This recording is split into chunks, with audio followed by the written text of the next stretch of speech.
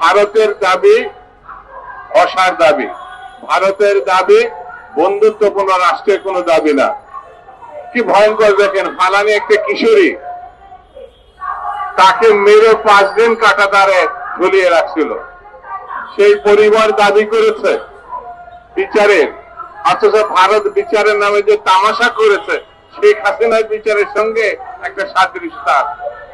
শেখ হাসিনা ক্ষমতায় থাকার সময় যে তামাশা করেছে বিচারের নামে, ফাঁসি দেওয়ার নামে, ভারতও সেই তামাশা করেছে বিচার। একটা খুনিকে তারা যৌক্তিক খুন বলে তাকে মাফ করে দিয়েছে ভারতীয় সেনাবাহিনীর সদস্য। বন্ধুরা, আমি বেশি কথা বলি না, শুধু এতটুকু বলি, ভারতের এই অসহযোগিতা বাংলাদেশকে তারা যদি মনে করে পঙ্গু করবে, এটা তাদের জন্য ভুল ধারণা। বাংলাদেশকে অসহযোগিতা করে যাতে নির্বাচিত সরকার না আসতে পারে, ভালো ভোট না হয়, এটা তারা চেষ্টা করছে। আমি বর্তমান সরকারকে বলবো, ওই ফাঁদে আপনারা পা যেন না দেন, ওই ফাঁদে পা দেওয়া যাবে না।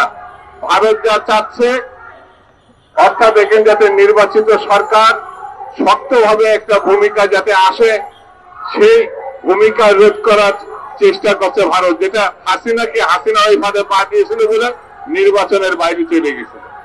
আপনাদের সেই ফাঁদে পা দেওয়া ঠিক হবে না।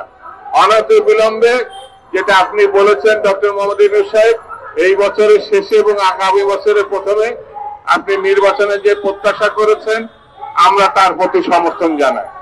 এই নির্বাচনটা যে কোনো মূল্যে ওই সময়ের মধ্যে যদি আমরা করতে পারি, তাহলে আমাদের বাংলাদেশে যে সংকট দেখা দিয়েছে, বাজারে আগুন, নিরাপত্তায় ভয়ঙ্কর অচল অবস্থা, ব্যবসা বাণিজ্যে অচল অবস্থা, সব জায়গায় যে অস্থিরতা, যদি নির্বাচনের দিকে আমরা জাতিকে নিয়ে যেতে পারি, ঘোষণা করতে পারি, তাহলে এই সংকট থেকে আমরা এক ধরনের মুক্তি পাবো বলে আমি প্রত্যাশা করি।